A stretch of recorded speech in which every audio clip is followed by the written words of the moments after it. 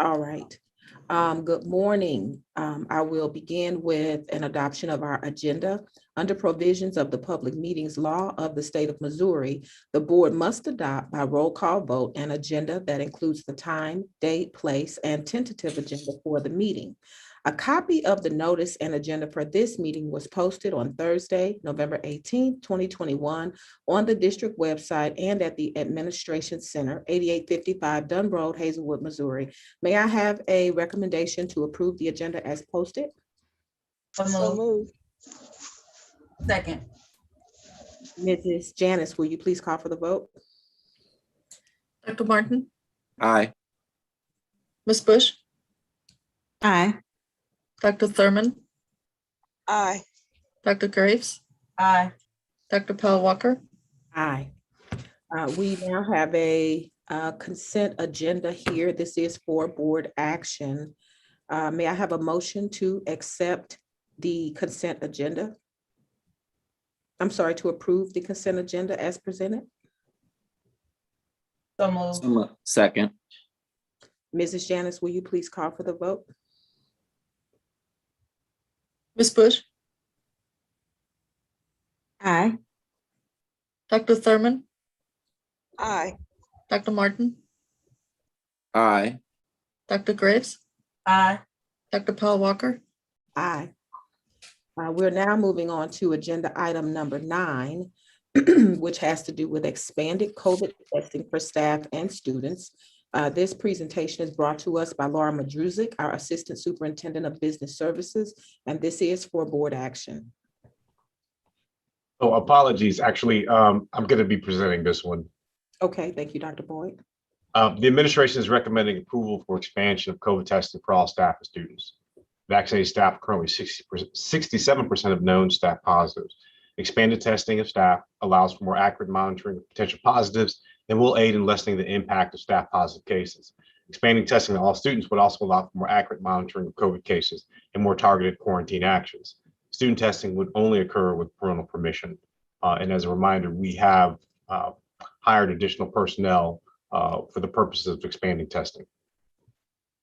All right, thank you, Dr. Boyd. May I have a recommendation to approve the administration's recommendation to expand COVID testing to all staff and students? So moved. Second. Is there discussion? I just have a quick question. Go ahead, Tiffany.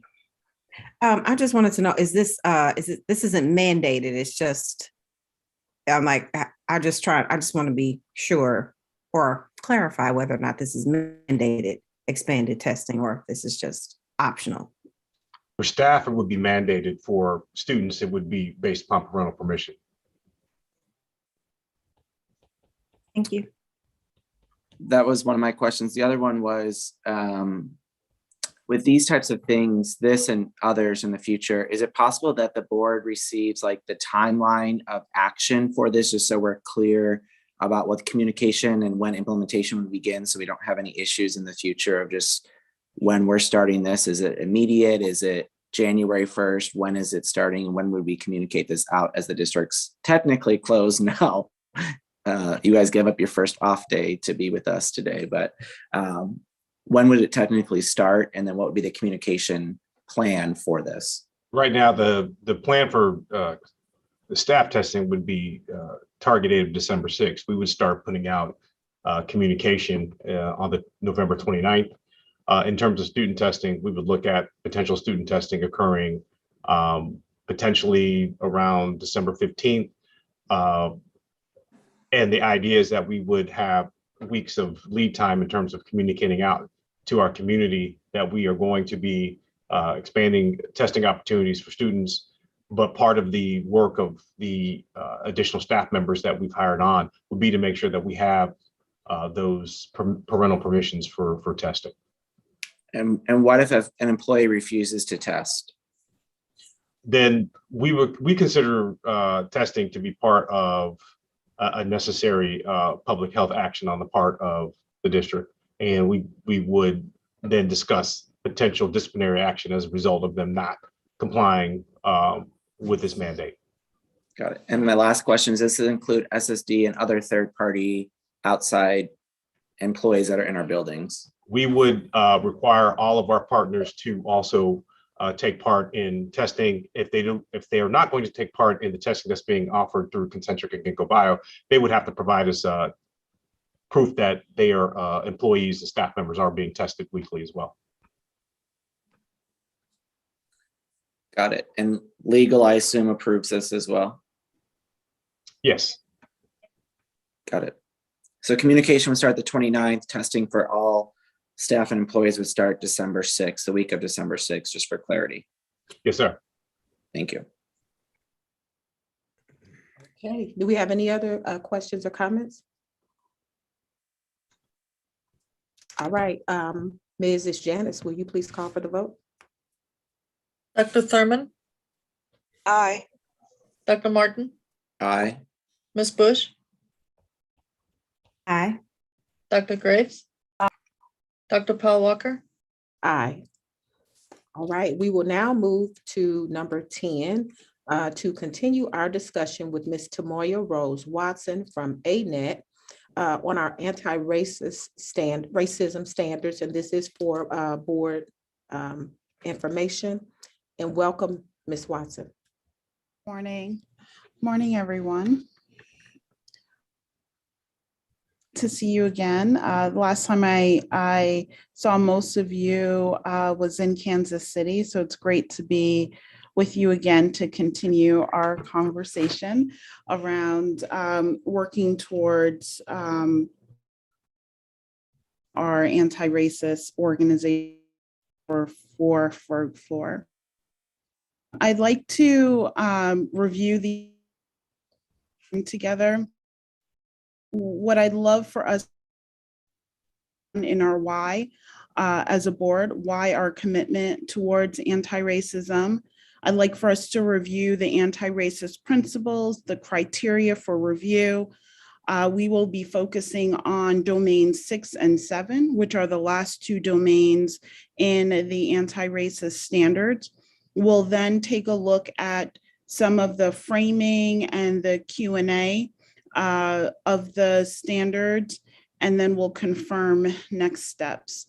So I want to confirm that this feels like the right next moves for our time together, and also give Dr. Davis an opportunity to add any framing as well.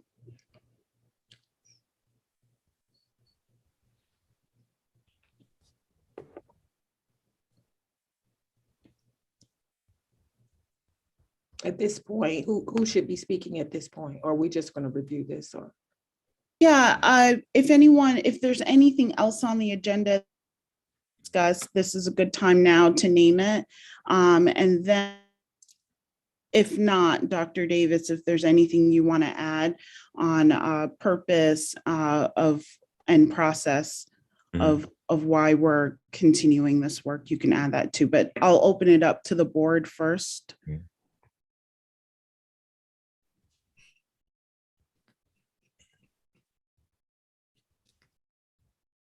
Okay, so it sounds like the agenda seems right for where we left off last time. And Dr. Davis, is there any framing or sharing of purpose that you want to add here?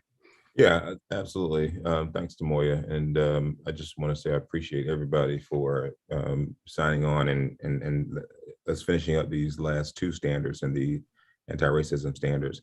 I do want to acknowledge that Tamoya and I, you all were there when we presented in Kansas City, but then she and I, you went to present also at the NABCE conference in LA last Friday. They allowed me to come with her and join, and it was as much of a success, I think. In fact, they've asked us to present again virtually. I just can't do it. But let me tell you that these last two, particularly the governance piece and policy piece that we're going to be talking about today, were ones, number 6, like I was on that particular committee. And I think it's really appropriate now as the board is getting ready to think about revising, not think about, but do overhaul all of our policies, that this component of it, this particular standard around that governance piece is going to be really important, because what it does is it causes us to think about what kinds of things should the board be thinking about? Because it's the board's in board's purview to make policy that the board should be thinking about that will address some of the racist systems that are in place. I've had some really, I think, hard discussions, with white folks around the country who are who support or may not, but just varying views of sustainability. And policy work is the work that happens that creates a sustainable move. So when you make changes in a district, the only way to make sure it sticks, as Cotter says, is through policy work. And so this anti-racism, these last two standards we'll go through, I think are really important, but also I believe they will help us in the strategic planning process, as well as with the policy overhaul process that we're in now. So I just wanted to add that to the room as we're going to go through these last two. And then we'll think about it in its totality because I want to bring it to the board for full adoption. I'll end by saying that Kevin has been leading the strategic planning work with our community. And last meeting that we had, I guess about a week or two ago now, specifically focused on the core values and the mission and vision. And those are the two pieces that we're thinking about anti-racism as we're creating these statements and creating these values. It has to be woven throughout all of our work. And Insight, the company we've been working with that's been partnering with us on the strategic planning process, has some really good tools that helps us to think about what core values we hold. It can't just be something that's contrived, but something that's really intrinsic. And also the vision and mission statements, like they've shown us some others, but they've given us a chance to think about like what makes a strong one, and looking at our past history. I'll say it this way: if you show me your bank statement and I look at your debit card and where you spend where you spent your money on your debit card, I can show you what you value, right? Mm-hmm. And so they take that similar approach when you look at, well, what have you done in the past? Because you say you want equity, or you say you want anti-racism, you say you want these things or those things. But let's look at your history and see what kinds of things you've done. And then that'll tell you sort of what are those things that you may value. And I say may intentionally because sometimes we do things and it's sort of automatic. And we have to call out, issues that could be potentially racist. If you remember the question we got when we were in Kansas City from the board member that said, why do we have to use anti-racism versus pro something else? Mm-hmm. And Tamoy did a really good response in saying, when you talk about pro and non, that gives you the permission to do nothing, to take no action. And with anti, it it compels you to be intentional about dismantling systems that keep Black and brown people out. And I think you have to have those conversations with white folks in the room. Because you're going to find you have allies, you're going to find you have folks who are going to get offended. I said this, and I'll end by saying this part when we were talking specifically about some of the problems of practice or things that when Tamoya used the armored versus expansive ways of thinking. Like one of the problems that come up for me often is that white people in particular think that they're gonna lose something in the process. And that's come out time and again when I have conversations with my white colleagues, albeit they're allies or not, that's the sentiment. That white people think they're going to lose something, and that if I give you this, then my kids or we won't get that. And I believe we can have a win-win, but I think we also have to be intentional in this process. So I just wanted to put that space in our space as we're thinking about these last two, and that we have to be super vigilant, hyper vigilant, in making sure that we address issues of anti-racism as we're creating this work. Thank you, Dr. Davis. I do want to open it back up to the board to respond to that. The prompt I'll use here is, board members, what is your why around the commitment towards anti-racism for our students? So we're just grounding in our why right now in response to Dr. Davis, and you can jump in. Well, I think for me, my why, I think behind this work is just making sure that we keep our promise to ensure that all kids have access to a quality education. And we recognize that some of their circumstances and their identities, if we don't have enough information about those things or have the proper structures in place to provide support, it can impact their access. So that would probably be my why. Thank you.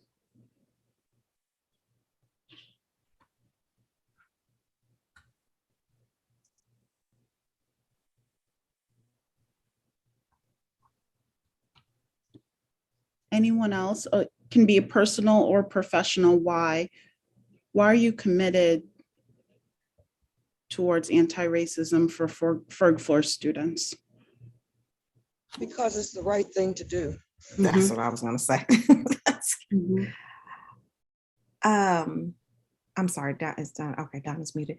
Yeah, because it's the right thing to do, and not just if we all win when all of our students are doing great. The whole community, everybody wins when they're all thriving and doing great. It's beneficial to us as a whole collectively for all of our students to, for us to do this work and complete it. Mhm. Mhm. And I just wanted to provide the board with a brief update because I'm checking my phone. Dr. Martin had to excuse himself at 9 due to another obligation, and Terry has another situation that he's dealing with and expects to be back on shortly. Okay, thank you. And I think there's one more person who is going to jump in. I mean, as for me, my why continues to be the same. For the most part, if not us, then who? And then if not now, then when? Mm-hmm. Mm-hmm. Great. Well, we're going to keep that as our motivation as we move forward with our agenda today. I'd like to share my screen if that's possible. Let's see. I've set it so you should be able to. Okay. And I'd like to pull up our anti-oppression principles as a reminder. So we grounded in these principles the last time we met in person. But the Anti-Racist Organizational Change Team, which is a body of students, parents, leaders from the community, like the chief of police, teachers, and principals, grounded in anti-oppression principles, along with data from an anti-racist diagnostic in order to develop the anti-racism standards and create them specific to the needs of Ferg floor. So what I'd like for us to do is just to take a few minutes to read through these principles, because part of the criteria of looking at our last two domains is ensuring that there's alignment to anti-oppression, to the anti-racist standards that were developed by the change team. So I'll give us a few minutes to read through these.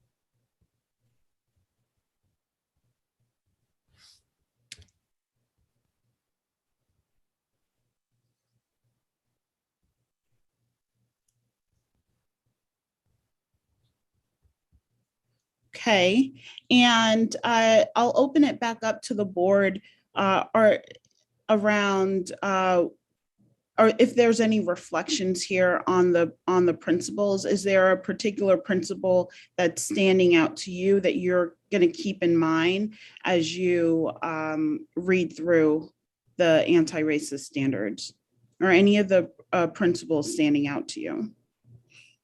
I think that for me, when I was reading through all of the principles, what struck me was just how intentional you have to be about this work.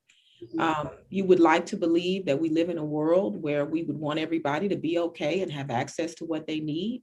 But it's interesting how easily we fall into our biases and what is normal and what is typical. And then of course it does marginalize people. So I just find it to be interesting that we're just at a place, I think it's good we're there, but that like we actually have to be intentional about making sure everybody's going to be okay. It's not a normal part of how we do business. We've got to be intentional about it. So that's what stood out for me. Right. That's really powerful. That this work is to illuminate what the status quo is and challenge it to ensure that what we're doing is not because we've always done it, but because it's liberating to students and it will increase their learning, their sense of belonging, and their engagement. So thank you for that. Anyone else? Just to go back off of like saying, like this is what we've always done. I mean, I think another part of this is realizing that we don't always have to be there. It was interesting. I was just having a conversation with someone else just in regards to this, just things for Black folks, I would say, and how so many times we're just accustomed to having less and not knowing that we deserve more or that we should at least have what we need. And that many times we are just, oh, well, that's how we do it. And I mean, I can give a prime example, or just to kind of talk a little bit more about what I was in the discussion. We were talking about HBCUs and how the custom is that, because of the tradition, it's okay for them to have, it's not necessarily okay, but not having all the things that maybe a school with a little bit more access to resources have. And then I'm thinking about just Ferg Floor in general. We've always had less. I mean, I've been in Ferguson Floor since basically most of my life. And we've never had what some of the other school districts have had. And I think it's not that we don't fight for it. Well, it might be that we don't fight for it, but I think it takes the community to realize that we are just as good. Our students deserve just as much. And so why not have all the technology, have all the resources? Like, as a community, we definitely need to come together to say that the students, the staff in Ferg Floor deserves just as much as the students in some of our affluent communities that are only maybe 20 minutes away, or are in the same vicinity, in the same region.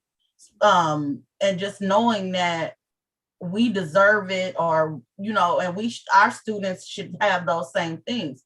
And so when we're looking at this systematic racism or oppression, knowing that that's the fight that we're in, we have to make sure that we are giving our students in our community that same type of access to those resources. Mm-hmm. Yeah, Courtney, when you were talking just now and just listening to what I've heard so far, and then reading through these principles, the one that kind of resonates with me is the third from the bottom, where it says to make change, the perspectives and lived experiences of people from marginalized populations must be brought to the center of discourse and prioritized. Mm-hmm. And what you said a moment ago, Courtney, just resonates as well, because you're saying that Black folks, are accustomed to it. And sometimes we feel like this is what we deserve. And the reality is our own mindset has to change, because now in Ferg Floor, like, we have, Black folks, brown folks at the helm.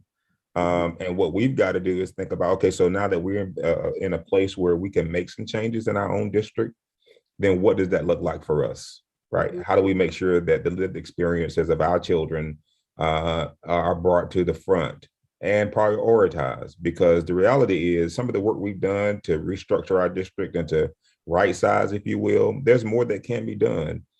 We have the resources. That's the good thing about it. It's how we appropriate those resources and then how we use them to make sure kids are getting educated well. I will continue to argue wherever I go, presenting or wherever I'm in a discussion, that there's nothing wrong with the heads of Black children.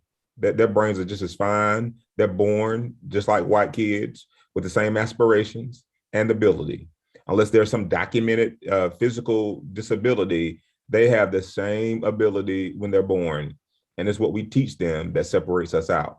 And I think the resources have a lot to do with that. So I think you're right on, in that we have to make sure that we are looking at what is it that we deserve the best. Our kids deserve the best.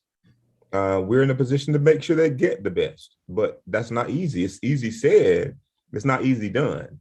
Right. And so what does the getting done look like? And I can tell you that we put some good structures in place, accountability pieces, resources. We can do some other things to even be better with our dollars.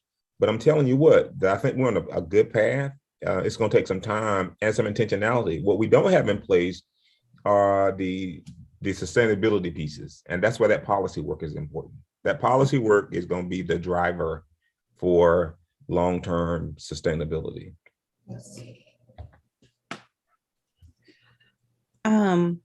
I would like to add that, and I was in agreement with Dr. Davis with that third one from the bottom, but I'd like to add on the end of it, like an action. Like to make change, the perspectives and lived experience of people from marginalized populations must be brought to the center of discourse and prioritized. And then we need the action that goes along with that. And so I think for me, I just feel like we're in this time of when, we're having a lot of these conversations. We're having these uncomfortable conversations and people are being brought in and, in different places within our society. But I think that that's great, but it's not okay if we do all of that and nothing happens, nothing changes. It all stays the same. So, just to, and with us, so we're starting this work with this, the A network. We're doing this and we're going to implement this, this policy, I guess is what you would call it. I said, but then we also have to take that further and make sure that we do our own, that we revamp our own policies. We can't stop at just this. We have to continue that and make sure that those line up with this right here. So, and that's all I had. I wanted to talk about on the first line where it says at the end, the last sentence where it says forms of oppression are normalized and integral to our society. And that's unfortunate. They are normalized, and making that shift, and I guess it's going to be the difficult part, is making that shift and then maintaining it, and then even having people understand that it's not normal. We kind of fall into place and just kind of get used to things being the way that they are and kind of accepting them as they are. And then I think Courtney said it's like we need to understand that we deserve better. Students deserve better. Our school district deserves better, and that this isn't normal. We need to make sure that we are doing what we can do to make those changes and then to maintain them. Mm-hmm. Yeah, that's powerful because so much of this work starts within us who are leading this work across the district. It's our own mindset, our own ways of walking in our own liberation, our personal journeys, as well as our professional journeys that'll help us to develop the eyes, or what Gorski says in equity literacy skills, the noticing, so that we can respond. And like Tiffany said, to respond to bias first in ourselves and then in others, in policies, curriculum, instruction. So that was really powerful reflection. Thank you for engaging there.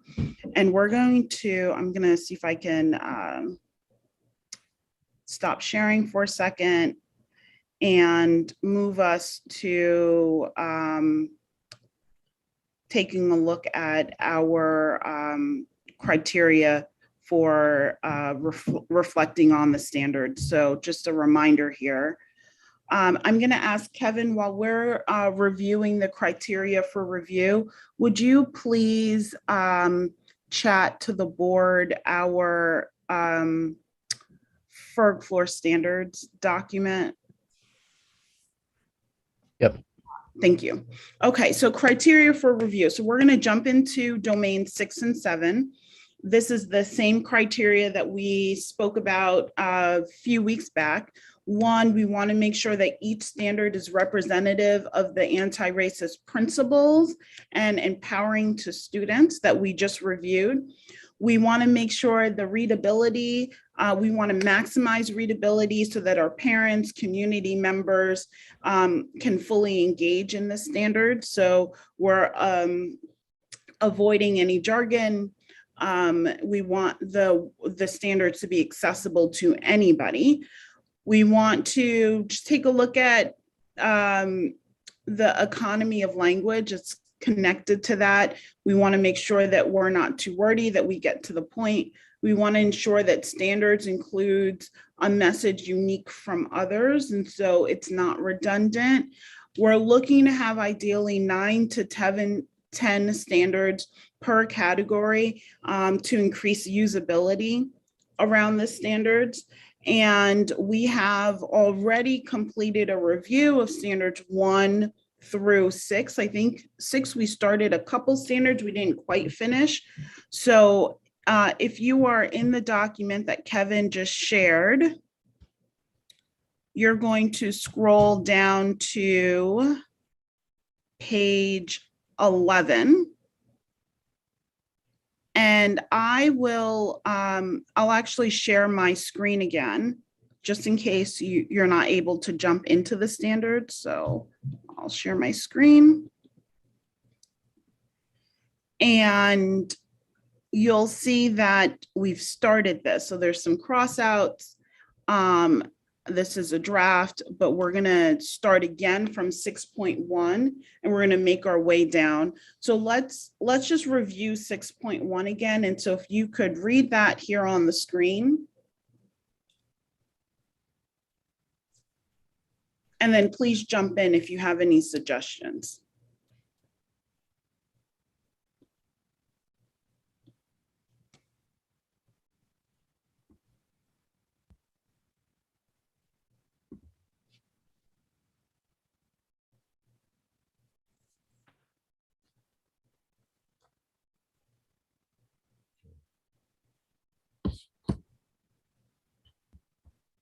Okay, so we're just looking at 6.1. Any thoughts there? Any suggestions? I don't have any. Okay, great. Anyone else? Okay, good. We did look at this already, so that's what we were fine with this last time as well. Let's move on to 6.2. Programs encourage empowerment, local leadership, and community.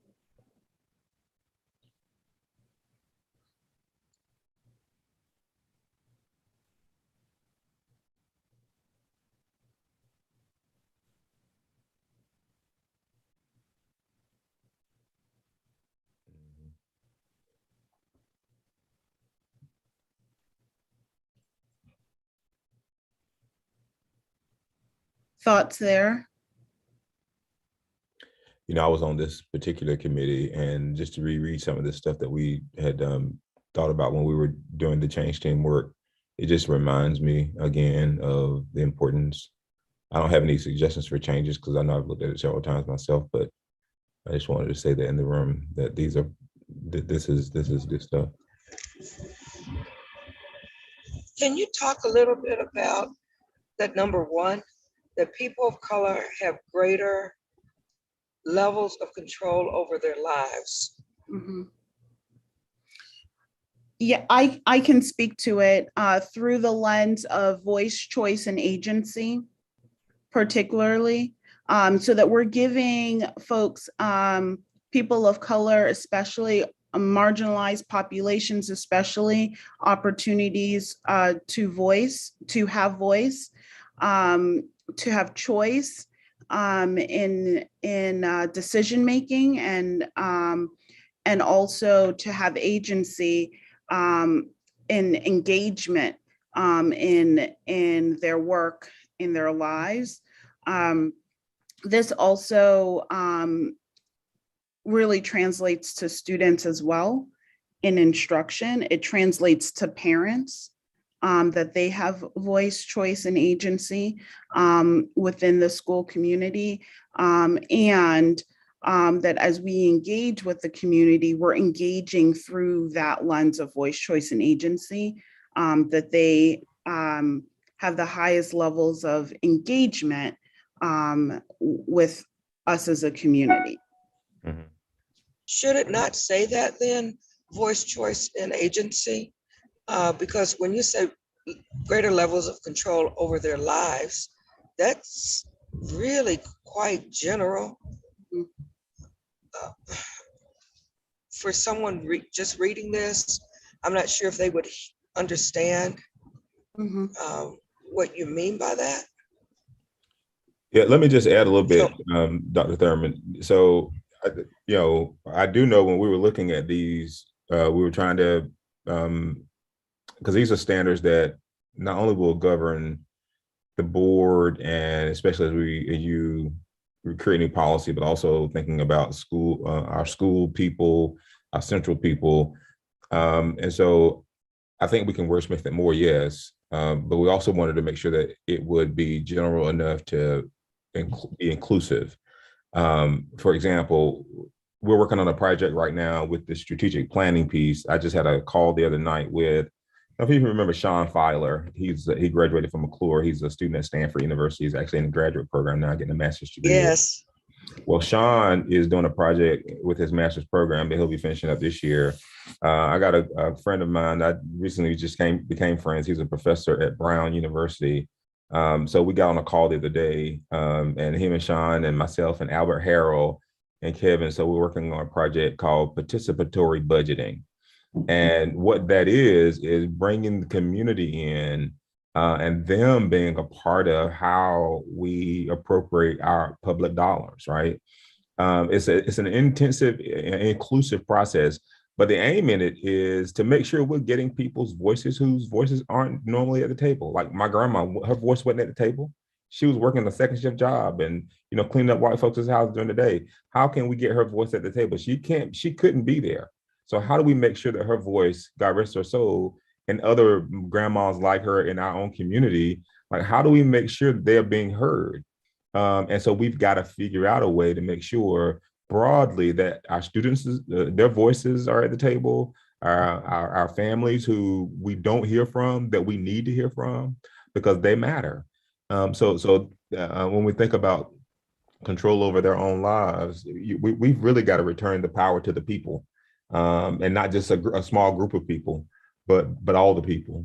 So that's kind of the thinking behind it. But I think we can certainly do some wordsmithing too. But that was the spirit of that standard. Mm-hmm. I love that, Dr. Davis, but I don't think it's reflected in what that sentence says. Mm-hmm. It's somehow we need to clear it up and have people understand that we're meaning control in terms of having choices, in terms of getting the resources that they need, in terms of having a voice instead of levels of control, a voice in what how their education is, a voice and then also being able to make decisions about what happens to them. So I don't know if that's when I read excuse me, when I read that, I did not understand. Mm-hmm. I mean, I kind of understood what you were talking about, but I just want to make sure that it's clear when someone else is reading this, that we're not talking about, specifically what we're talking about, and that they will have choice. They will make decisions. They're at the table. They can, yeah. So how can we change that sentence so that people know That's what we mean by have control over what? Control over their lives about what? What specifically? Mhm. Mhm. So I think we're talking about voice, choice, agency, and decision making. Does that seem right? Exactly, exactly. Mhm. Okay, Much clearer. okay, great. Is everyone in agreement with that change? I'm just gonna look through to see head nods. Okay, great, thank you. Kevin, would you help me to take notes, please? Yeah, and I'm taking those too, some more. You are too? Okay, thank you so much. Yep. Wonderful. Okay, so are we ready to move on? 6.3, maintain written equity commitments relevant to district history. Let's read through that one. The last time we read through this, we decided to delete that last sentence. So that's why it's crossed off. Let's make sure that we still want to do that.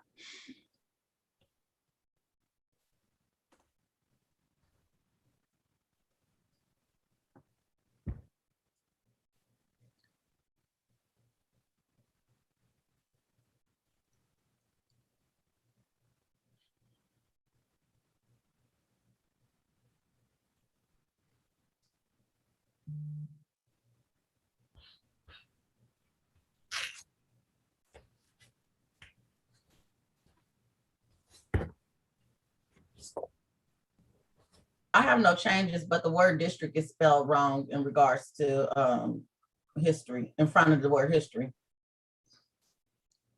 Oh, yeah. I'm good with that one. You're good with that one. I have a slight push. And I'd like to think about that. So the line that says the district has a written equity policy. I'm also wondering about the difference between equity and anti-racist policy. If Dr. Davis, I know you were on this team, was that intentional? Or a lot of times folks will use equity and anti-racism interchangeably. But these are anti-racist standards. And I'm wondering if there would be a stronger alignment to ensuring that the anti-racist standards remain alive and used if the policy was specifically reflecting anti-racist standards and principles. Yeah, so I think that I'm just reading it one more time just to make sure I'm super clear in my head. In addition to any resolutions, the district has a written equity policy and commitment to address and distinct from its anti-discrimination. Yeah. But, so I remember when I was talking about this, there's some legal pieces that we have to have in place in our policies that law requires. Mm-hmm. But the other part of it is, especially as we look at our equity policy or equity resolution that we have in place, it kind of addresses some of those different components, gender, age, race, all those things. But what we want to make sure that we have in here is, just a clear approach to, making sure that as we look at that particular resolution, but also any additional policies, especially as we do our policy work, that we're keeping in mind anti-racism and how this particular standard, for example, it says, has a written policy and commitment to address structural racism distinct from what the law requires. Right. So we have to go beyond just saying we're going to make sure that Black folks get and women get and people of age get, but also looking specifically at other factors that sometimes excludes people of color. So we have to have language in our policies, language in our practices that will be intentional about bringing my grandma's voice to the table, or intentional about making sure that that she's being included in the decision-making process, and that we look at those folks who have been marginalized. I'm probably saying the same stuff that we've been saying, but I just think it's really important that we can't forget about what the law and the history says, but we also got to be more intentional about sort of our context now, because things have changed quite a bit, especially in this era of CRT and people wanting us not to address equity and things of that nature. So I'm rambling now, but I think that was the spirit of it behind 6.3. Mm-hmm. So Dr. Davis, in being explicit and intentional, should we name an anti-racist policy? We have the equity, we have an equity resolution in place. Right. And so this would be in addition to that resolution, an anti-racist policy that goes further than legal obligations, because anti-racism is at a higher bar. Yeah, and I think we'll probably need to have in this policy work that the board will be doing is to have an anti-racist policy, and probably having the board look at some of those policies that have already been developed so we can have a guide, but also making it specific to third floor, because policy is accountability. I mean, when you think about it, a grievance, the definition of a grievance is because somebody's violated a policy, right? And so if you have a policy in place, then that becomes the guide and the sort of guardrails for people's actions. Mm-hmm. And that seems really aligned with what Tiffany was saying. Like, how do we take these words and put them into action? Mm-hmm. Mm-hmm. Mm-hmm. Okay. So I'm gonna open it up to the board, because if there's any objection in changing the wording here to anti-racism, to share that. I almost think we need two, one for anti-racism and one for equity. Because with the anti-racism, to me, that's definitely a deeper focus, a deeper dive. But then we still also need an actual equity policy. Mm-hmm. I agree with Courtney on that one. Mm-hmm. Do we want to say educational equity? Does that help even define it more? Because our anti-racism work is towards educational equity. It's not anti-racism just for anti-racism's sake. It's to apply it towards educational equity. Right. What do you all think? Any objection? I agree. Okay. I agree with that. Let me add this other piece, though. I had a superintendent's meeting here recently, and so there's a wave across America and the state capitol buildings that are largely led by Republicans, white men, and what some places, Idaho's a state that jumps in mind, because I was in a meeting with the state, the Commissioner of Education for the state of Idaho, and some other folks in the room. And not that she said something in particular, but what I took away was this, that legislation is being passed that's banning the words like equity in some states, right? And when the state creates laws, then we have to abide by those laws, right? Missouri isn't there yet. Missouri did, our legislators did present some information. This is all in sort of the era of CRT. Some legislation that didn't get traction this past session, but January is our new session coming up. I don't know what's going to come up. One of the other alternatives, rather, that's coming from superintendents and others around the country is using words like belonging versus equity because of the ban. And my pushback was, well, if they try to ban equity and we start using belonging, they're going to come back and ban belonging, and we're going to keep going back and forth and changing. Not that we need to change what we're doing. I just wanted to put that out there. It hadn't gotten to Missouri yet, but I see the wave coming our way. My hope is that we'll keep pushing back at the in Jeff City. But I wanted to say that.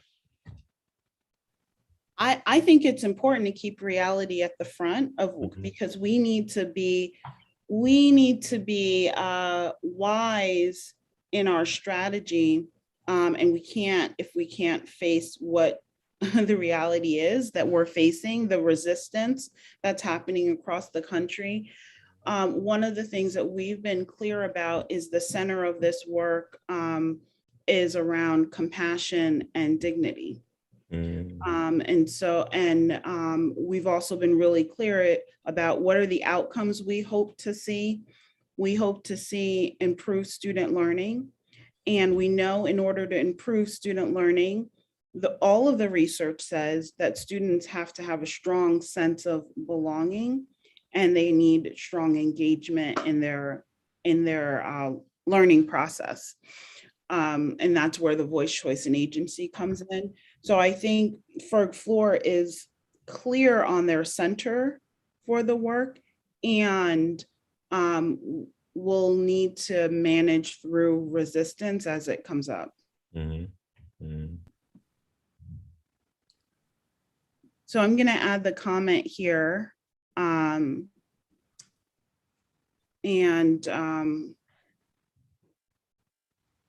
think that's a powerful comment, and almost it's like you have to breathe through that one because the resistance is so strong, and the resistance is happening at the legal level. Yep.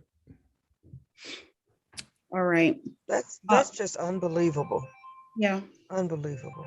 Yeah. And the other piece too, I would just add, y'all, is, while it hadn't gotten to Jeff City yet, it's alive and well in some of the neighboring districts, right? I mean, you've seen some of the contentious board meetings in places like Rockwood and others.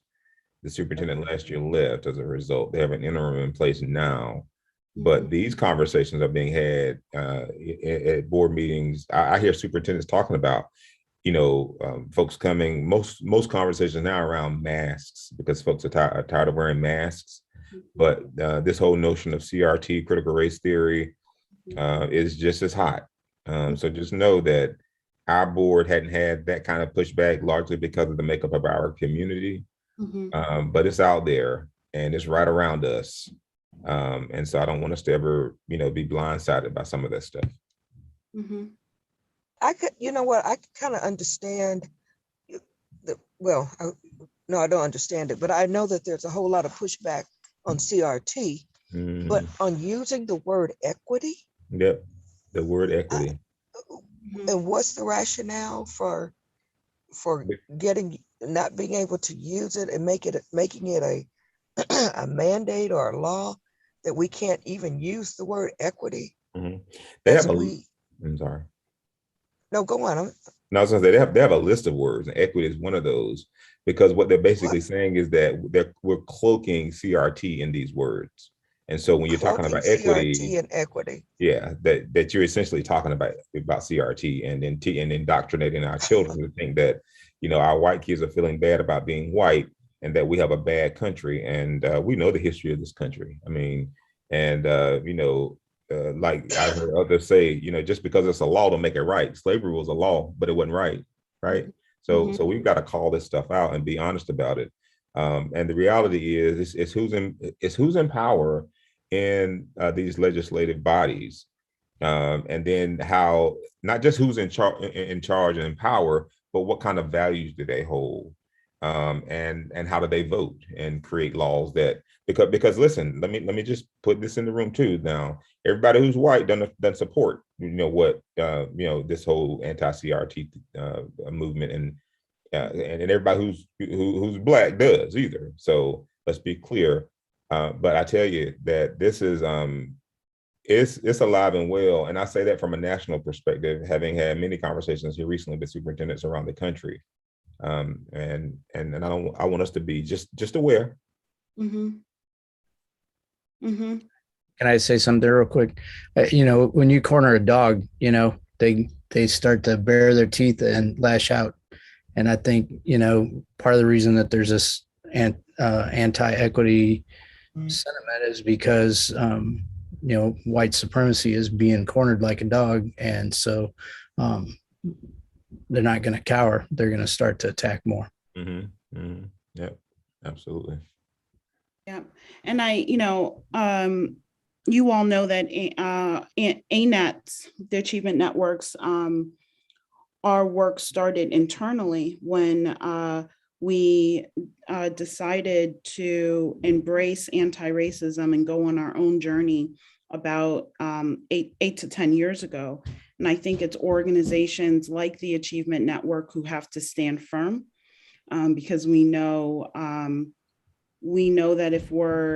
if we also are not firm in our commitment, there's going to be fewer and fewer organizations willing to support this work across the country. So I think a lot of folks are going to be tested in their commitment to our students, our most marginalized students here in the next few years coming up.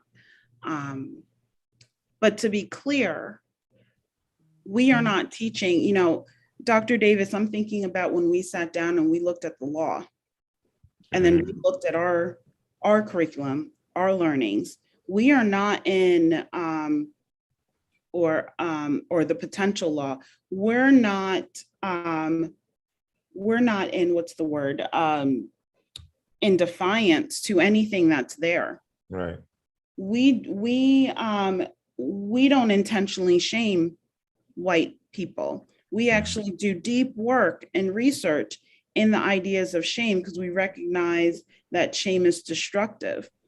This work is really to empower everyone. We recognize that racism hurts white people as well. In growing up in segregated all white communities and not embracing their full humanity, which is to understand all of the different cultures and peoples that make up this world. So when we unpack the work, I think our work is grounded in what's most important, which is our students' compassion and dignity.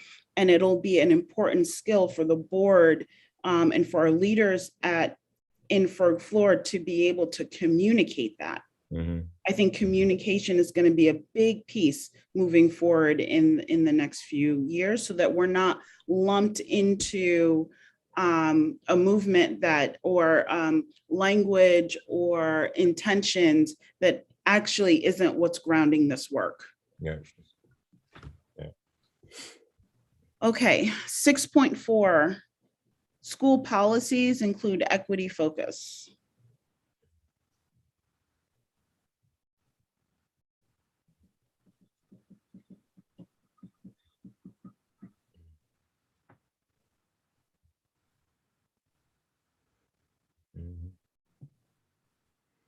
That's good to me.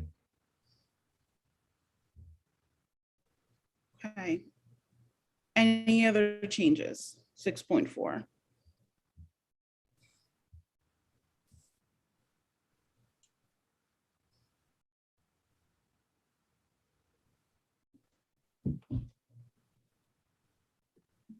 And I'm kind of joking, but not joking.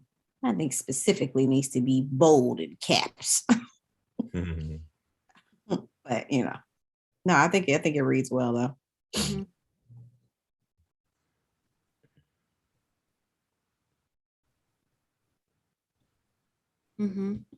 Great. 6.5.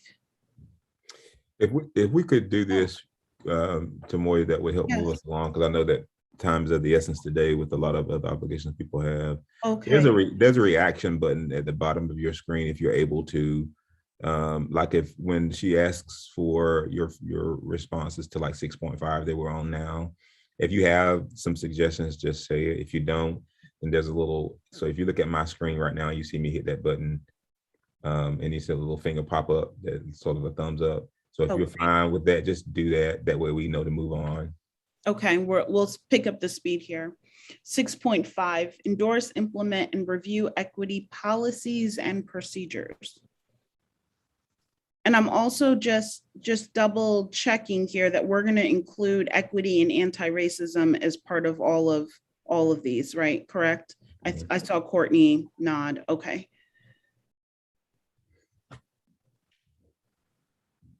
If you go ahead. What did you what did you just say? That where it says equity, we are going to say equity and anti-racism? Is that what you said? That's what I said, and I saw Courtney nod and a couple other folks as well.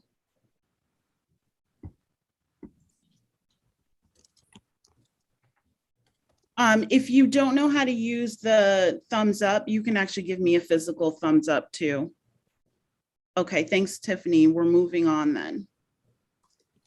6.6, strategic plan and school plan includes racial equity.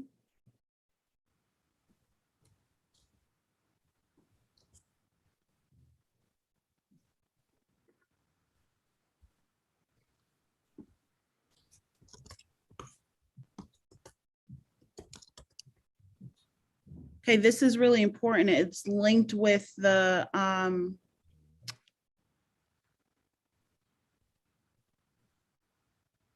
school improvement plans.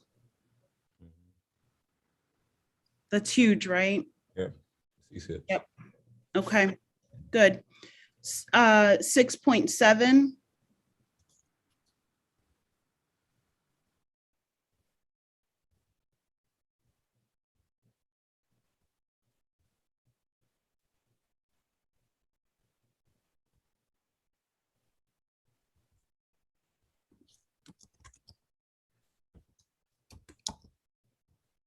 Kevin, I know that you're supporting the strategic planning here that's going on right now. Dr. Davis is good with this as it's going. Kevin, are you good with this one? Yes, sorry, I'm typing and not following through on the reaction piece, but yes. Okay, great. Okay, I don't see any objections for 6.5, so we'll move forward. 6.7. So we're on 6.8, correct? I didn't skip anything, right? 6.8. Change team collaboratively leads equity and anti-racist goals.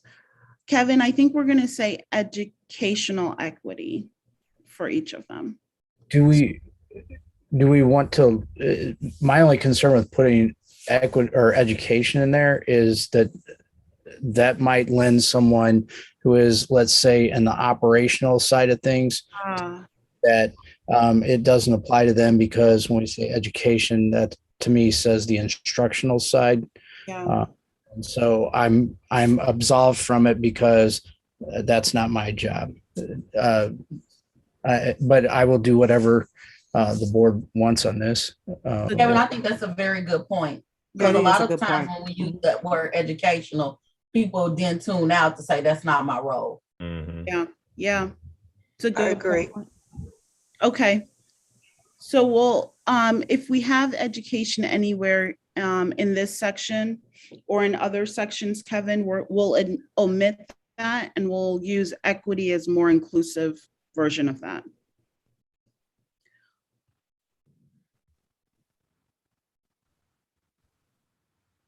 Okay, 6.8, the district's work to implement and manage.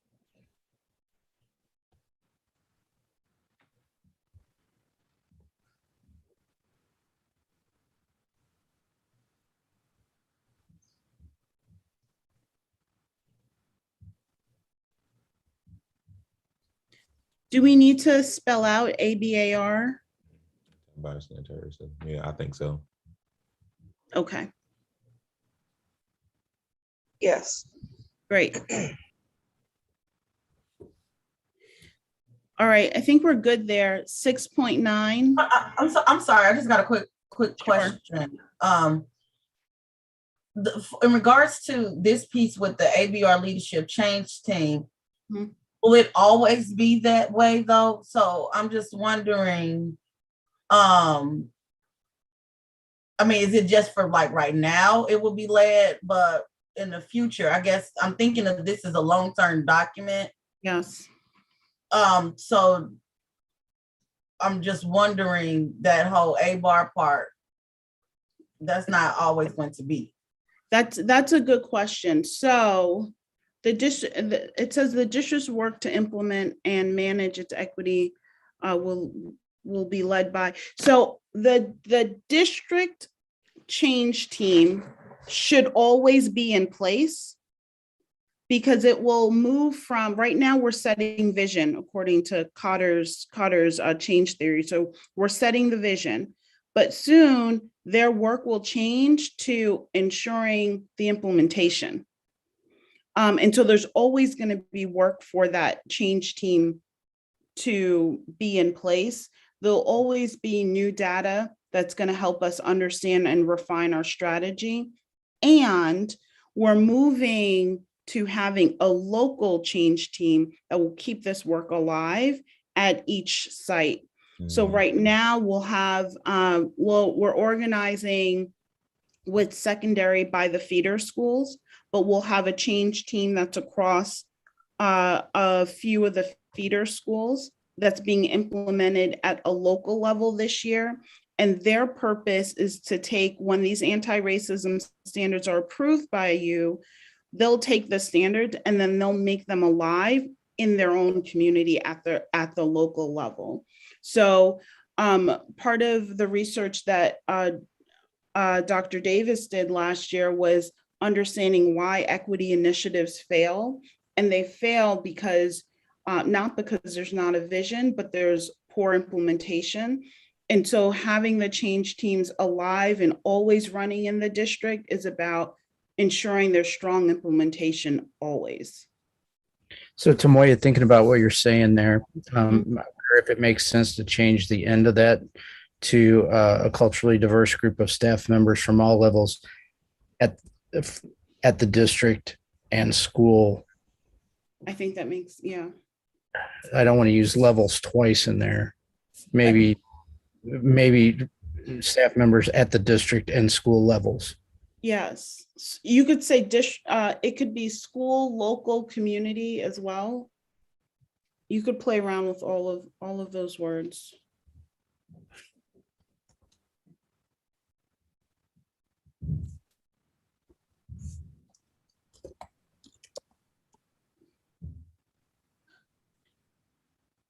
Thumbs up from the board that you approve that change.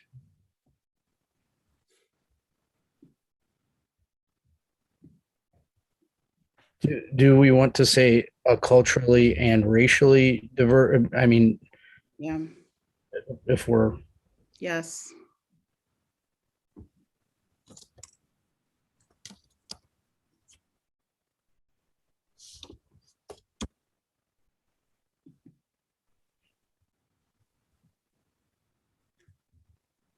Dr. Thurman, Dr. Walker, I think I saw your thumbs up.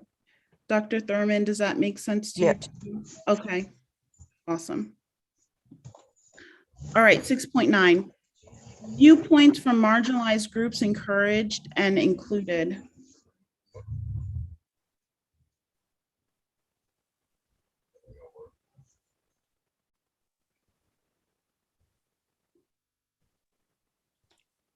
The word operation seems really important in this one.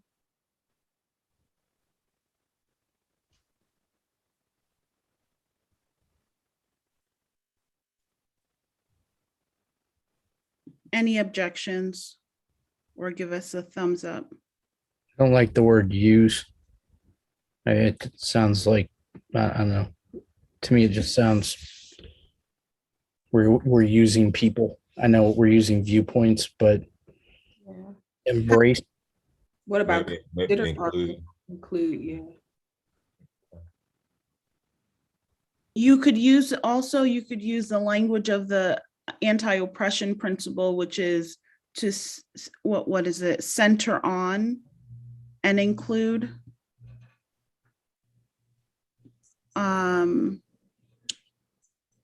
To make change, the perspective and lived experiences of people from marginalized populations must be brought to the center of discourse and prioritized.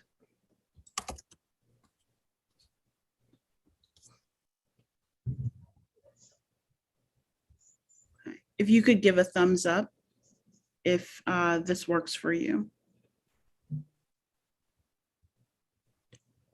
Thank you, Courtney. Thank you, Dr. Walker. Okay. Thanks, Dr. Davis. Okay, I think 511,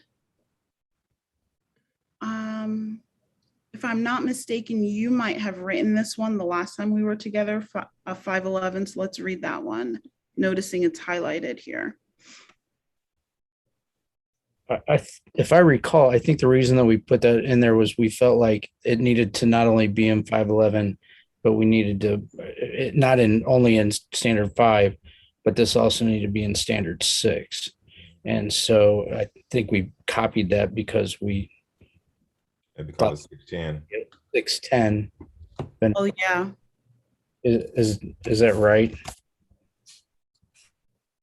That makes sense. Yeah, it makes sense to me. Is everyone good there with the vendors and partners? Yeah. Okay, great. Let's, Yes. thank you. Okay, Tamoya, I'm Yes. sorry. to interrupt.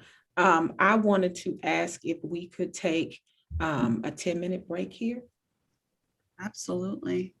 I know you all have been at this all morning. So absolutely, when we come back, more to do.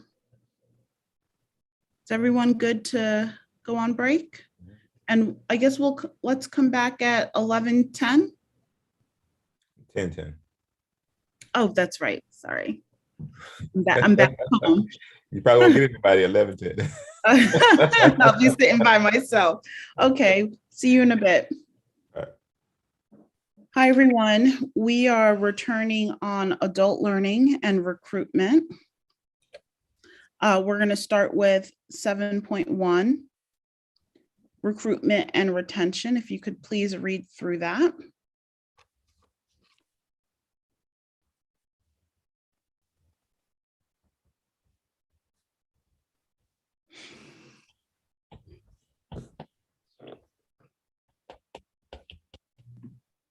Tamoya, is there any way to make it a little bigger?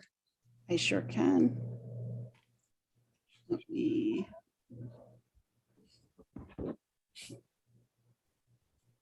Thank you. You're welcome.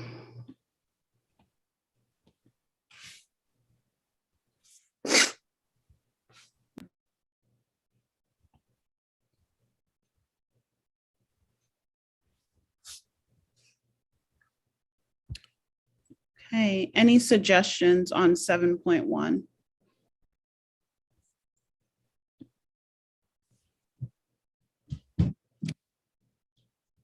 Thank you, Courtney. Anyone else with a thumbs up? Are we good on this one? I'm going to give it a thumbs up, but the word effectively, for some reason, is just, I don't know. I feel like Well, I don't think we need to change it. It was just kind of like, what does that really mean, right? And is there somewhere else in the work we do that sort of qualifies what effectively means? But I'm probably looking at it too deeply. So I'm going to give it a thumbs up, but I just want to note that. What if it said something about, recruits with demonstrated results or something like that, or instead of effectively?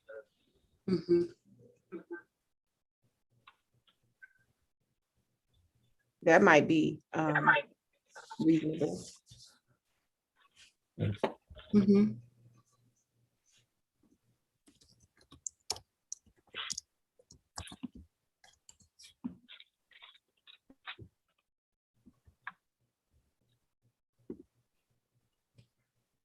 Okay, great. I think we're at thumbs up there. 7.2, talent development.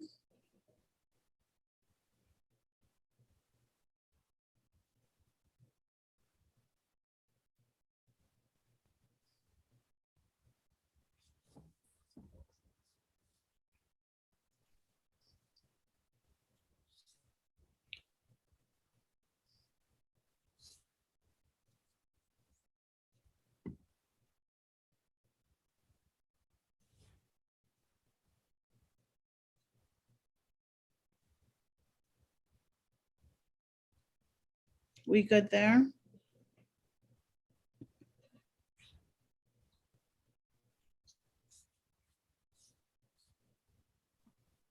So the only thing that I do wonder about here is, and you guys will have to help me just because sometimes I can go deep on things that are going to get mapped out somewhere else. Like this might not be the place to map it out. But when I look at all, including people of color, are given opportunities to develop, advance, and share their talents in the organization. I guess I'm trying to figure out how we ensure that that's happening and how do we ensure that it is happening equitably. You know, so like how do you ensure that people at all levels of the organization are given those opportunities, and how do we know whatever even happened?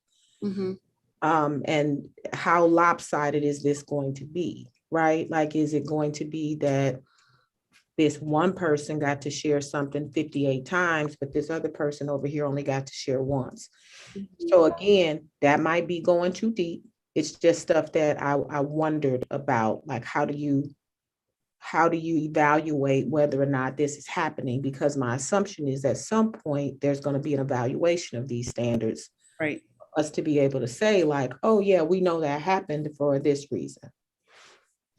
I'll say that I don't think it's too deep. I think that's an important question because we can't write standards that we can't evaluate or hold accountable to. And so this standard, part of the strategy and the next step is ensuring that there is a strategy to hold accountability towards this standard. So I think the question is, do we think that we can hold ourselves accountable to this standard by ensuring that we're tracking who we highlight, both at the district level and at the school level, and that schools have talent development integrated into their programming at the district and school level, and that we're valuing talent the same, because we can have a bias towards what we consider as talent. So those are good questions that if we feel like we can answer them, then when we start to map this out towards strategy, that's when we will get detailed. But for right now, we just want to make sure that 7.2, that we can think of ways to hold ourselves accountable to the standard. If not, then we would need to rewrite the standard.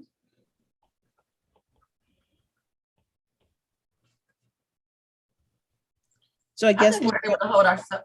I'm go sorry.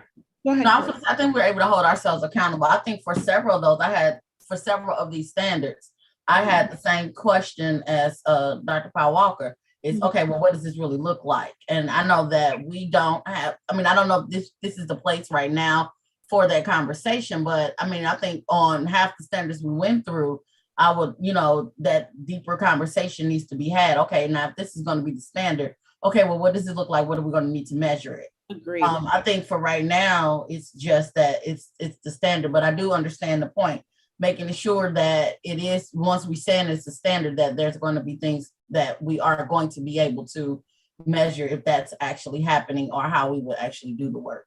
That's right. That's I right. think that when the board adopts these, that can be part of the language that that the board adopts these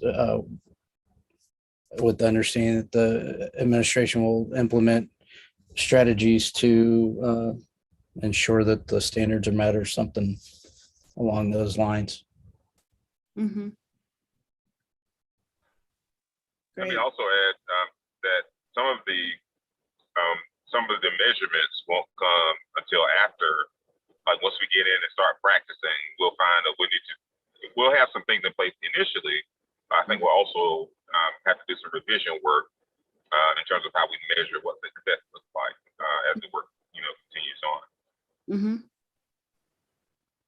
That sounds good. Okay, 7.3. Let's take a look.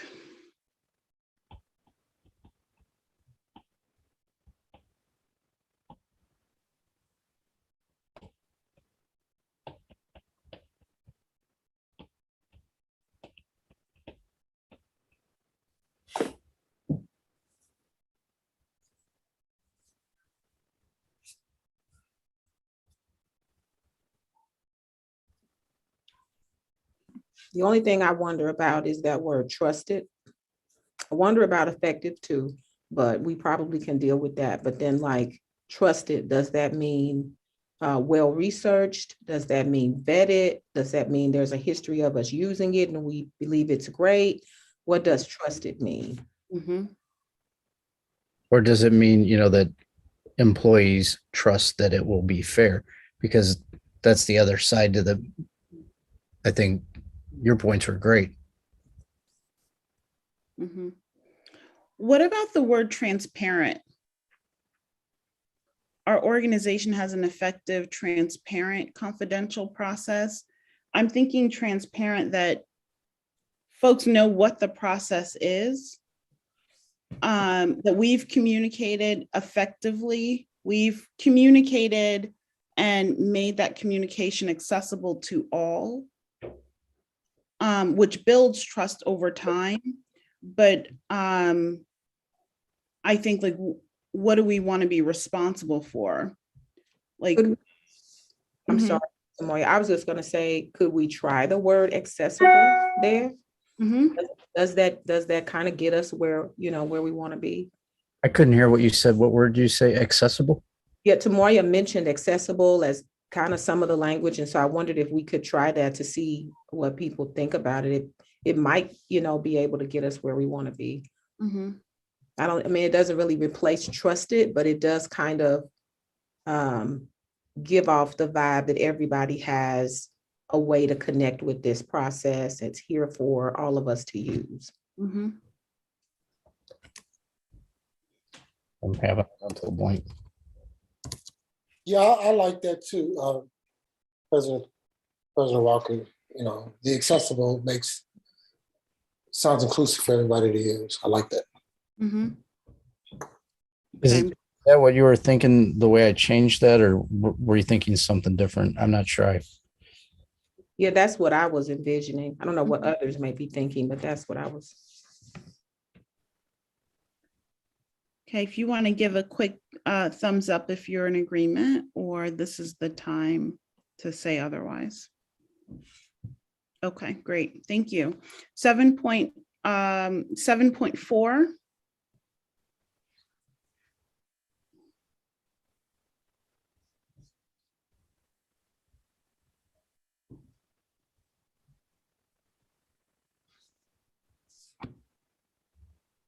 This is huge. This is the foundation of accountability across the entire system.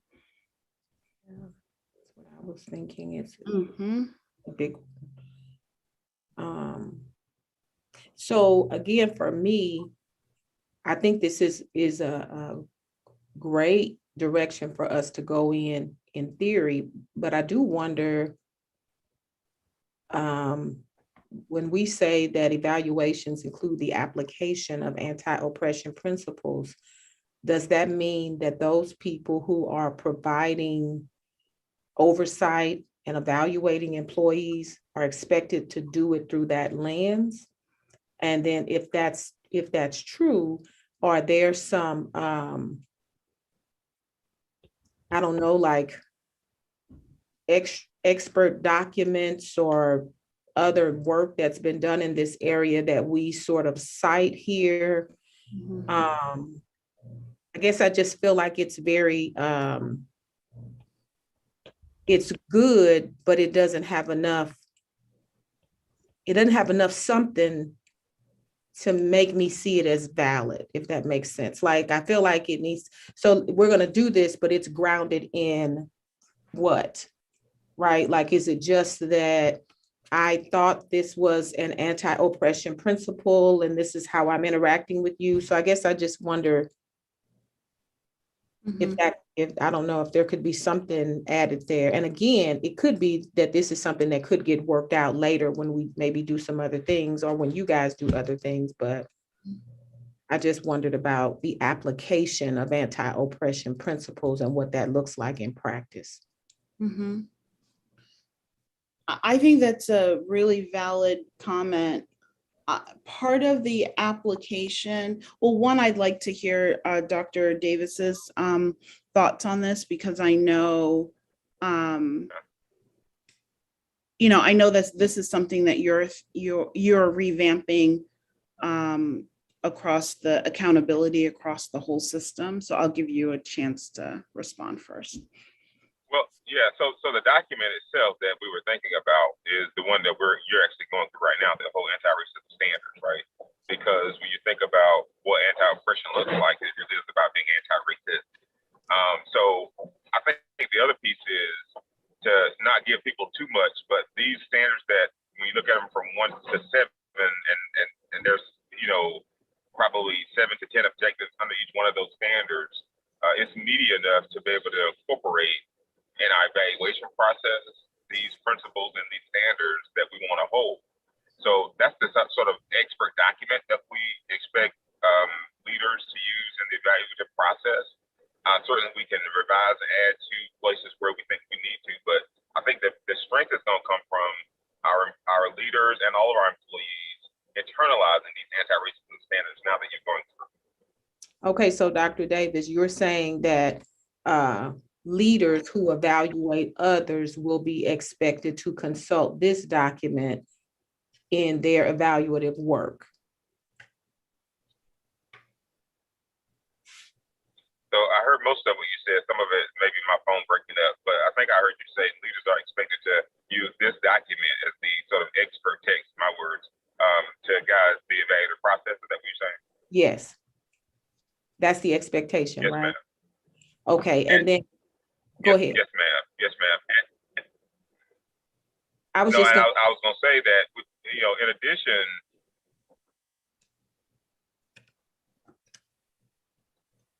Joe, if you're speaking, we can't hear you.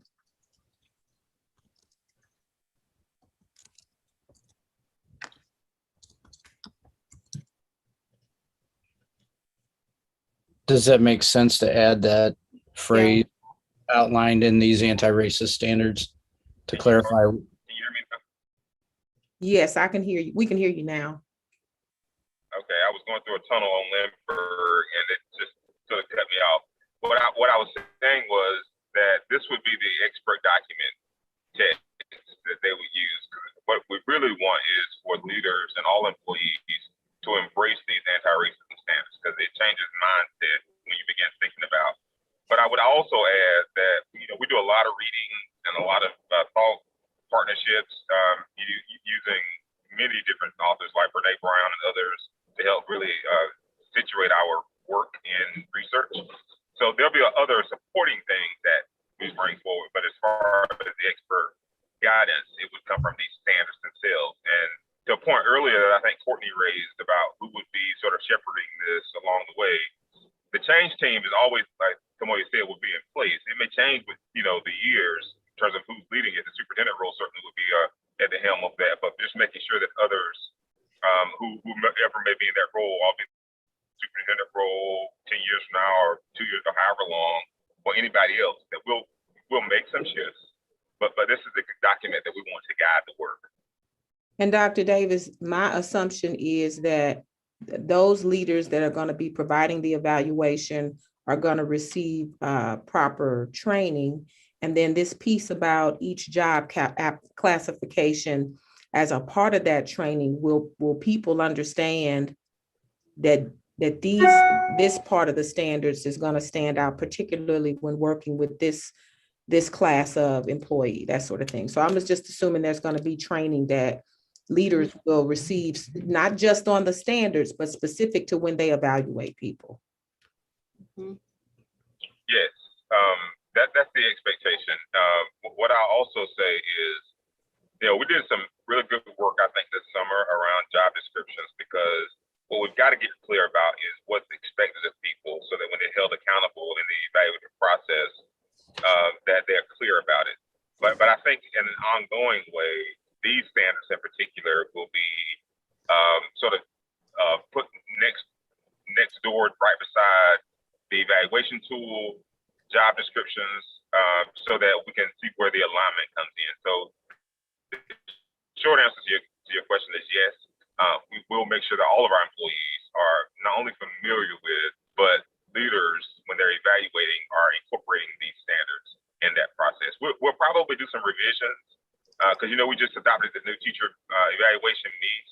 So we'll probably do some revision work when it comes to how does anti-racism show up in this process, given because the tool that we use with needs is not our tool, it's someone else's. But we have the obligation to look at what's in there and how does it address anti-racism. And if it doesn't in the ways that we think it ought to, based on the document that we're creating here, then what shifts do we need to make? So it's an iterative process, not one that when we start out, it's going to be fully where we want it to be. But as I said, we'll make revisions so that we can kind of know what success looks like as we move forward. Mhm. Okay, thank you. Dr. Walker, thank you so much for your questions, because I do think that it brings a lot of clarity, and I think it's connected to 7.5, so we can look there around training and development that's going to be necessary to actually implement these standards. Is that phrase that I added to 7.4, is that okay with everyone? That application of anti-oppression principles outlined in these anti-racist standards?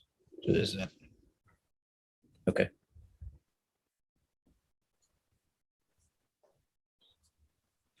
Thank you, Kevin. 7.5.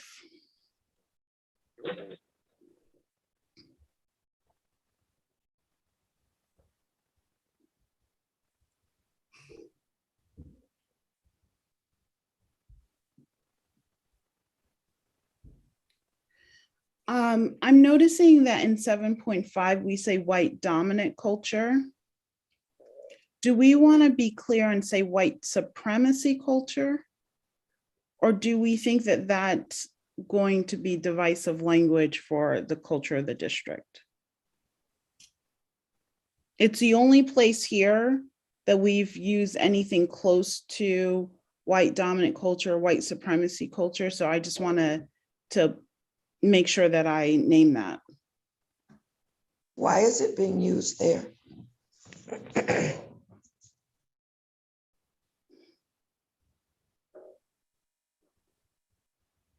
I'm thinking the writers of this session want to name status quo, which is white supremacy, related to white supremacy culture. But I think we've been very careful in being precise with our words. And I think this is an area where we would need to make some decisions on whether adding white dominant culture in this particular one under training and development, if it really adds value. Is there a way we could say historically dominant culture? That's exactly what I was wondering, Donna. What if we say, and the history of white dominant culture? Yeah, because it Something about suggests the history. that white. Yeah. Yeah, I like that. I think about just sort of as I look through it again, white dominant culture suggests that it continues, and the whole purpose of this is to share power, and not that power is skewed. And so I think the historical piece, Donna, is spot on. So that's really what it is trying to address, is the historical white dominance. But as we move forward, we want to, bring everybody to the table with equal. Yeah, it gets access. the point across, but it also just says that it's based on, history and how white folks have been the dominant culture and have made the rules, and that we've been following those rules, and now we're just trying to change that. So it may soften it a little, but I think it gets the point across. Yeah. So, okay, I like the adding of history, but I mean, let's not be confused. White dominant, that's still the fact today. We haven't gotten away from it. That's what it is currently. So, I'm not so much interested in softening this language. It's gonna ruffle some feathers, as it should. But I do like the addition of history of white dominant culture. I think that's okay. I just don't want to take that white out. What if it's something like in an ongoing history of, or something like that, or a continuing history of, I don't know, that I'm not sure, that's kind of an oxymoron, but that was my only concern as well, about if we put the history in, does that absolve people of the current reality? And so I wonder about something like and the negative historical aspects or something of white dominant culture, because I also feel like I know what we're trying to say here, but just because white culture has been dominant doesn't mean that all aspects of it have been like that. So I'm trying to figure out how to highlight that what we're really specifically talking about is the history of white culture in the United States that has been oppressive and has negatively impacted like these other folks or whatever. I 100% Absolutely. agree. And I'm wondering about the word supremacy. Instead of saying white dominant culture, what about white supremacy culture? Potentially, I just think I don't know. I don't know. Oh, I'm I- sorry. No, Donna, we may be getting ready to say something similar. I am, and again, and Tiffany, I'm not trying to soften it in this place because I don't want it to be something people look at and they become so offended that they're not willing to do the work to try to understand it or understand like how they can be a part of it. And so the word supremacy, unfortunately, I have found that some people can't separate white and supremacy. So when you put them together, it's like they think that they're talking about all white people. And there's a segment of the population that participates in that even today. So I just wanted to mention that. I don't really have an answer for whether it should be there or not, and would definitely like to hear from other board members on what they think. Yeah, I think supremacy might not be the right word to use at this point. I'm fine with the history of the white dominant culture.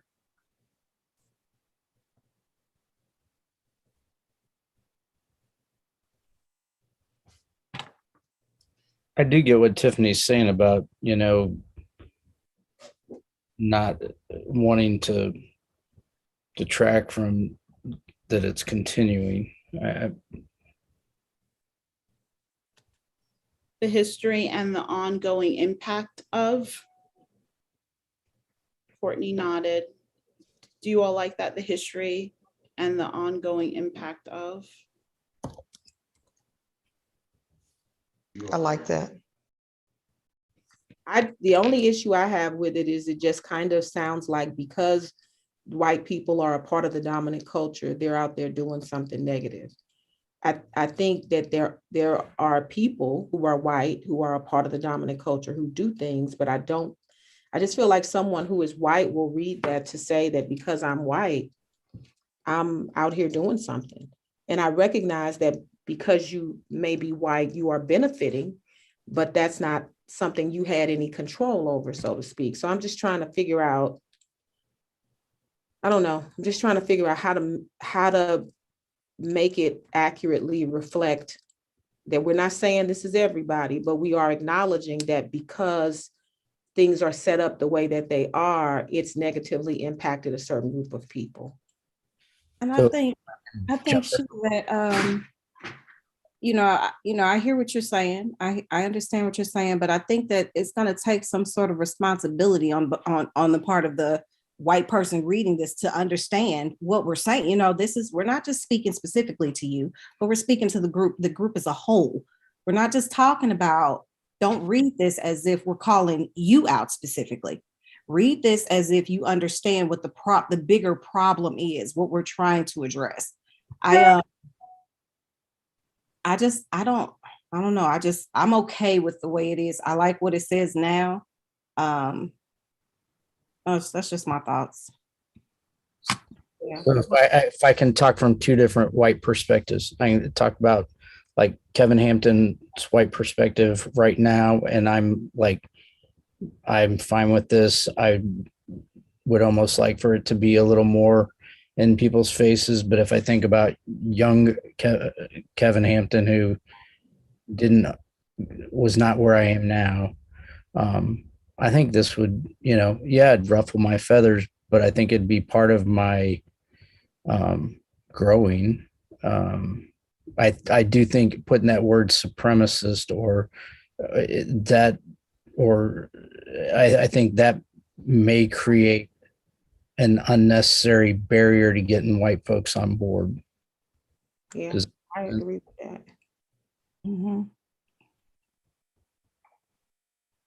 I think my only thing is, since it's noted here under training and development, my hope would be that somebody is going to unpack this.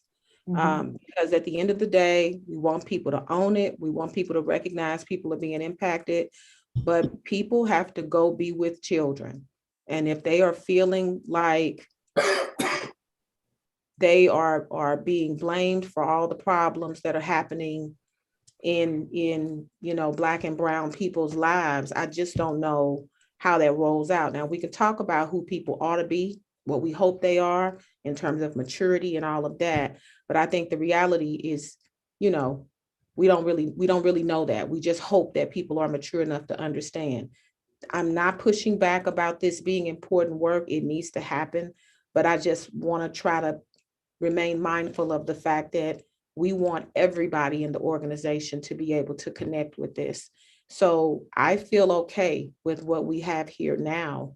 But I just wanted to highlight that it does have that sound to me like it's everybody, and it's really not. But yeah, so I'm okay. You don't necessarily have to, and all races aren't supreme with their racism. So that I agree that should be left out.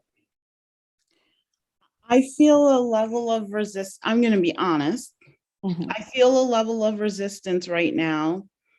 Unusually so, because usually I have to push to be more explicit and call things out. And in this case, I'm feeling, going to be honest.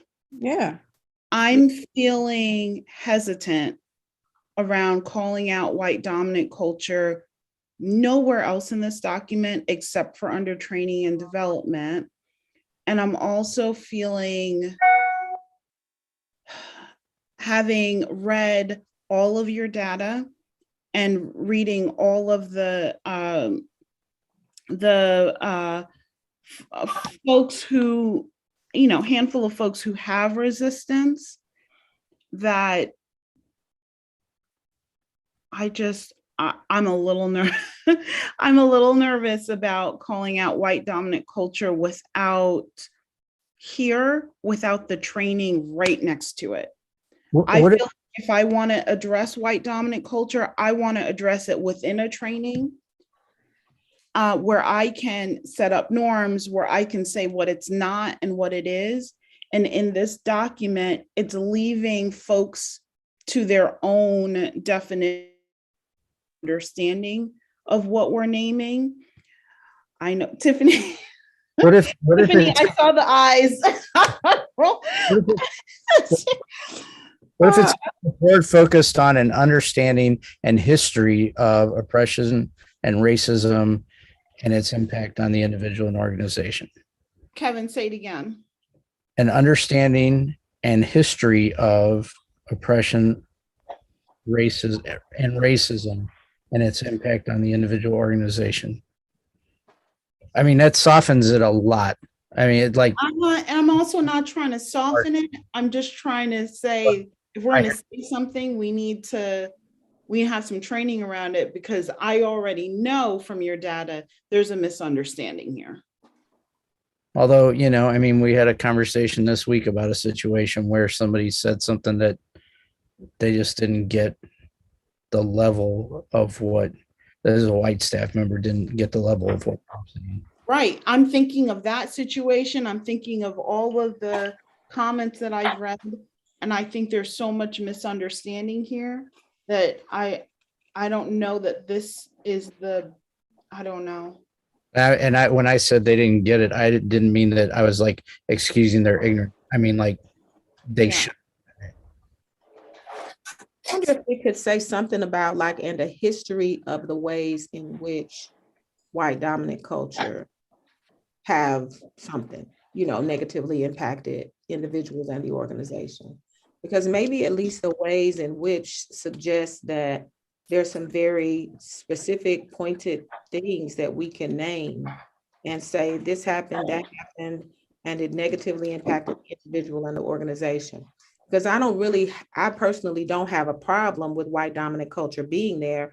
I just wanted to make it clear that it's not all aspects of white dominant culture. It is these specific things that historically happened. So.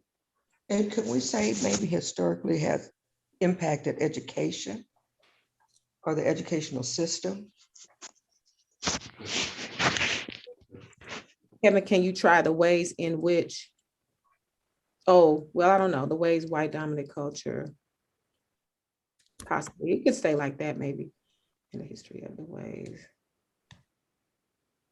And I like that addition of the word education, Dr. Thurman.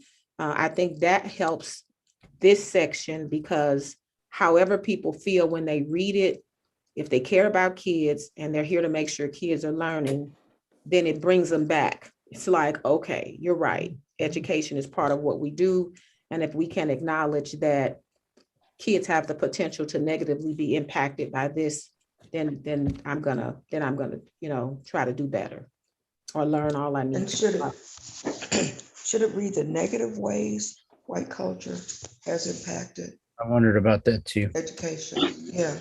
Mentioned that a little bit earlier, to just try to move away from the idea of including the whole culture, because everybody there's white and then I don't know, I even wondered about whether you needed both words, but I guess you do for the purposes of the conversation.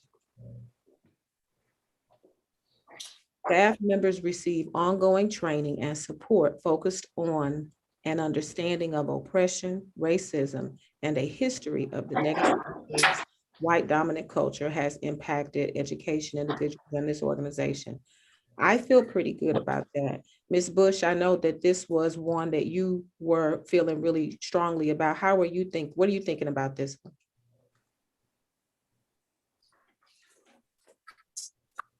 Okay, so have we moved on to the next one?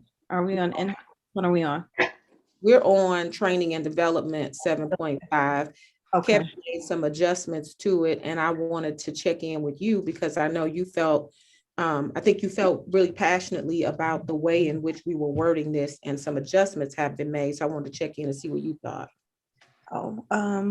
Support focus on an understanding of oppression, racism, and a history of the negative ways white dominant culture has impacted education, individuals, and this organization. What if I change the verb tense there, Tiffany? Culture impacts. Yeah. And that takes away the part about, we're over that now. We can move on. Yeah, that's true. Yeah. Culture impacts education, individuals, and this organization. That reads well. I think that's better. I think so too. I feel much better about this version of it. I'm glad, Tiffany. Let's make sure though, that we get a thumbs up from everyone on this one. Okay. Dr. Davis? I don't know how to do a thumbs up. Oh, yeah. Yeah, I'm fine with it. I was wanting supremacy in there, but I'm fine with what you both said. Yeah, I mean, I was like pushing supremacy and trying to soften at the same time. So yeah. Supremacy in there if that's No. No, the board has, I'm fine with it. I'm fine with the language. Final decision here, yep.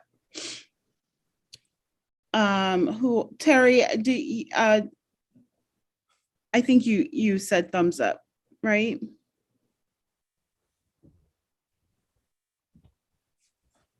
I think so. Yeah, he said he didn't. Okay. And Tamoya, as you're going through getting everybody's thumbs up on this, I wanted to mention that I know we were supposed to stop at 11. Sometimes we aren't necessarily done at 11, and typically that would be fine. But today, I really have a hard stop at 11. And I'm Okay. reaching out to our Vice President, Dr. Graves, to ask her about taking over if I have to go off. But she brought to my attention that if that happens, we probably will not have a quorum, because I think that Dr. You may have an obligation as well, right? I do at 11 o'clock. Okay. Can- So can we we have be done 10 by then? minutes left, right? We You got, got- Yeah, we just got 2 more. We have Yep. 2 more. all right, I just wanted to mention that. Okay. Yeah, thank you for the reminder of the hard stop today. I just wanted to make sure that everyone, Courtney, I don't know if I heard your voice on this one. I agree. Oh, awesome. I think we're good. On Nice. 7.6, we don't typically use in-house. We typically say internal promotion. To me, it makes sense to use language there that Aligns with the, do. Dr. Davis, is that okay with you? Yes. Okay. it's actually in 2 spots too. The next line has it as well. Okay, 7.6, any other changes there?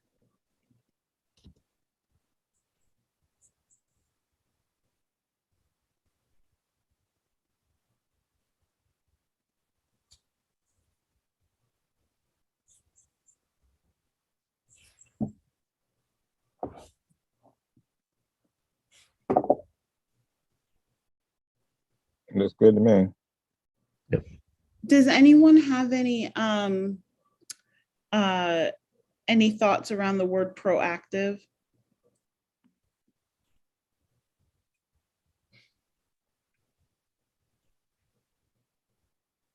Do we want any more descriptors? Do we want it to be an anti-racist proactive process or anything else before we move on?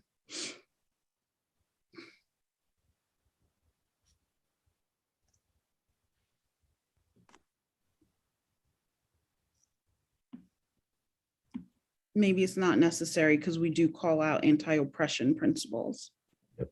So that's our accountability. Okay, Based on these standards. So yeah. Yeah. And so the Sounds- assumption here then is that there's going to be something happening within HR, right? Mhm. To make sure that we are proactive and that all these things are happening, right? Okay. Yes. Okay, 7.7, salary and benefits.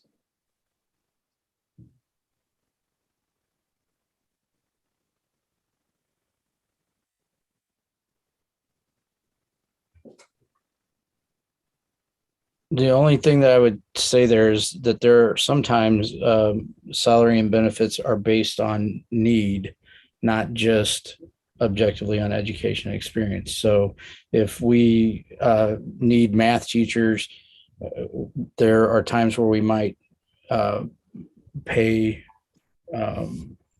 better, above the typical starting point on the scale due to that need.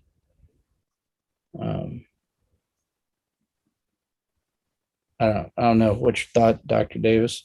Yeah, I think that, that's kind of a foregone conclusion in those hard to fill areas.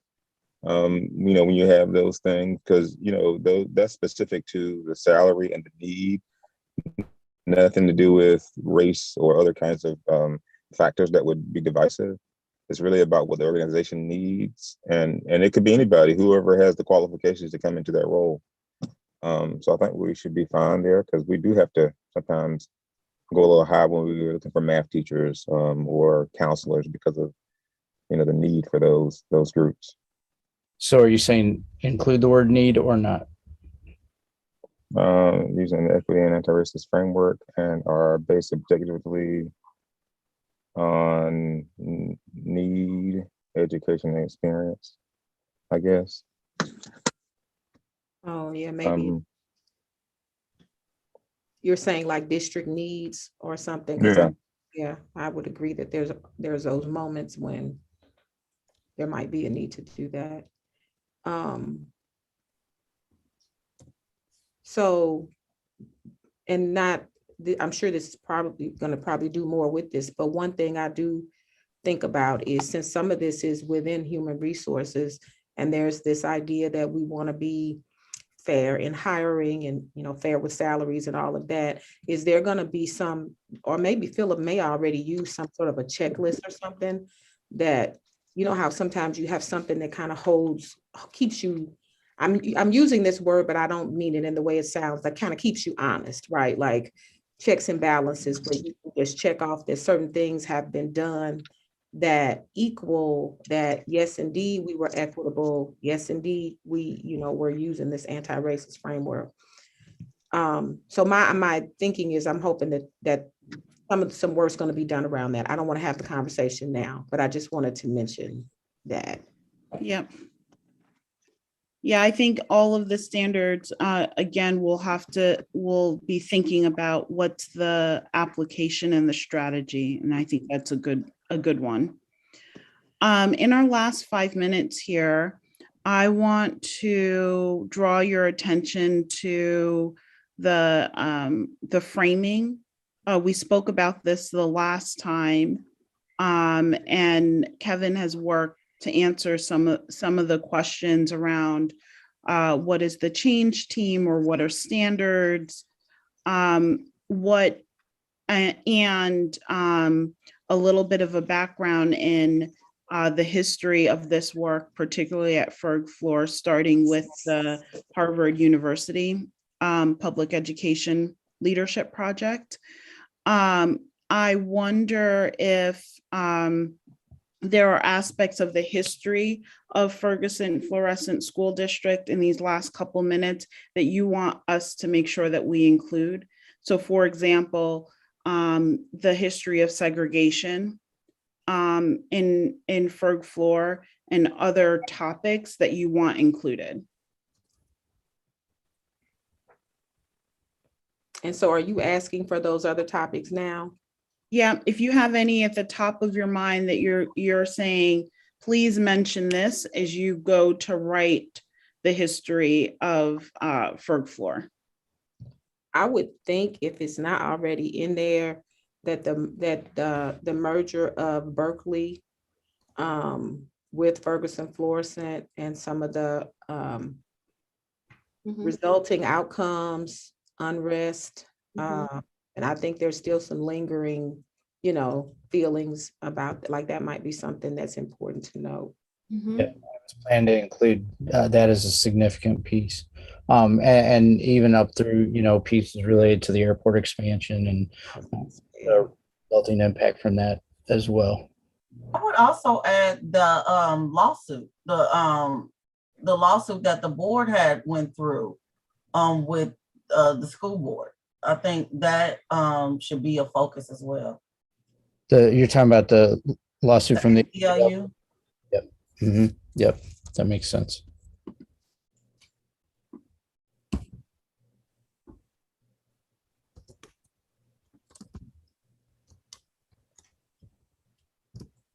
Do we think the restructuring is a part of this too?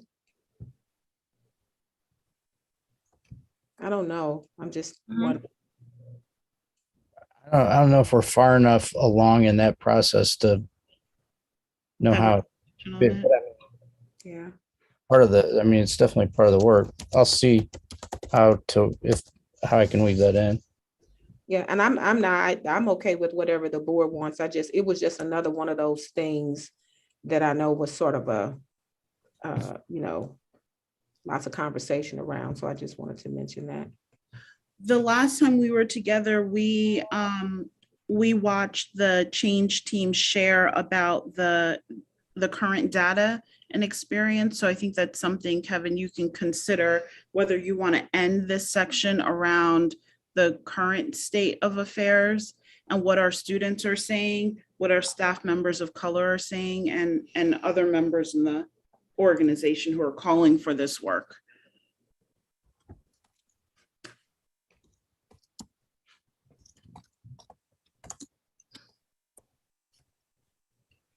And with that, we're at time and we've accomplished what we set forth to accomplish. And I'm going to turn it back over to the board.